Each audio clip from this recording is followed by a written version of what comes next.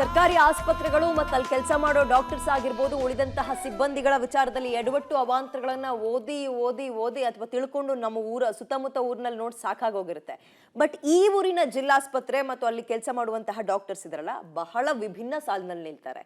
ಯಾರಪ್ಪ ಅವರು ಮತ್ತು ಏನದು ನೋಡ್ತಾ ಹೋಗೋಣ. ಖಾಸಗಿ ಆಸ್ಪತ್ರೆಗೆ ಸಡ್ಡು ಹೊಡೆದ ಸರ್ಕಾರಿ ಆಸ್ಪತ್ರೆ. ಜಿಲ್ಲಾಸ್ಪತ್ರೆಯಲ್ಲಿ ನಿರಂತರ 53 ಗಂಟೆಗಳ ಚಿಕಿತ್ಸೆ ಸಕ್ಸಸ್. ವೈದ್ಯರ ಶ್ರಮದಿಂದ ಬದುಕುಳಿದ 700 ಗ್ರಾಂ ತೂಕದ ಮಗು.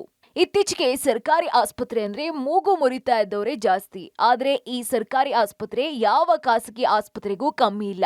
ವಿಜಯಪುರ ಜಿಲ್ಲಾ ಆಸ್ಪತ್ರೆಯಲ್ಲಿ ವೈದ್ಯರ ಅವಿರತ ಶ್ರಮ, 53 ದಿನಗಳ ನಿರಂತರ ಚಿಕಿತ್ಸೆಯಿಂದ 700 ಗ್ರಾಂ ತೂಕದ ಮಗುವೊಂದು ಬದುಕಿ ಉಳಿದಿದೆ. ದೇವರಹಿಪ್ಪಗಿರಿ ತಾಲೂಕಿನ ಆಲಗೂರು ಗ್ರಾಮದ ನಿವಾಸಿ ಆಯಿಷಾ 7 ತಿಂಗಳಿಗೆ ಅವಳಿ ಮಕ್ಕಳಿಗೆ ಜನ್ಮ ನೀಡಿದ್ರು. ಆ ಪೈಕಿ ಒಂದು ಮಗು 1.5 ಕಿಲೋ ಇದ್ರೆ ಇನ್ನೊಂದು ಮಗು ಕೇವಲ 750 ಗ್ರಾಂ ತೂಕ ಇತ್ತು.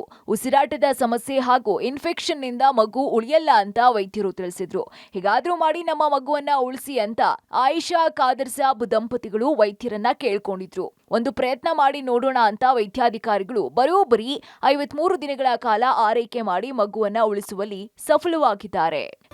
ಅವಳಿ ಜವಳಿ ಡೆಲಿವರಿ ಆಯಿತು.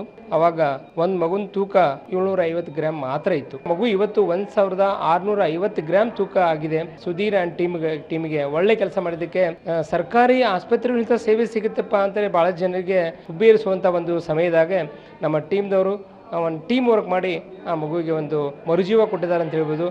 700 ಗ್ರಾಂ ತೂಕ ಇದ್ದ ಮಗುವಿನ ತೂಕ 1650 ಕಿಲೋಗ್ರಾಂಗೆ ಹೆಚ್ಚಾಗಿದೆ.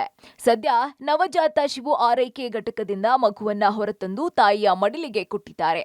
ವೈದ್ಯರಿಗೆ ಆಯಿಷಾ ಖಾದರ್ ಸಾಬ್ ದಂಪತಿಗಳು ಧನ್ಯವಾದ ಸಲ್ಲಿಸಿದ್ದಾರೆ.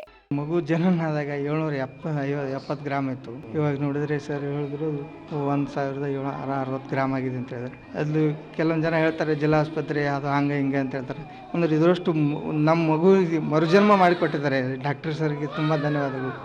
ಒಟ್ನಲ್ಲಿ ಇದು ಕೇವಲ ಉದಾಹರಣೆ ಅಷ್ಟೇ. ಕಳೆದ 5 ವರ್ಷಗಳಲ್ಲಿ ಇಂತಹ ನೂರಾರು ಶಿಶುಗಳನ್ನ ಬದುಕಿಸೋದ್ರಲ್ಲಿ ವಿಜಯಪುರ ಜಿಲ್ಲಾಸ್ಪತ್ರೆಯ ಮುಖ್ಯಸ್ಥರ ಮಾರ್ಗದರ್ಶನದಲ್ಲಿ ವೈದ್ಯರ ತಂಡ ಸಕ್ಸಸ್ ಆಗಿದೆ.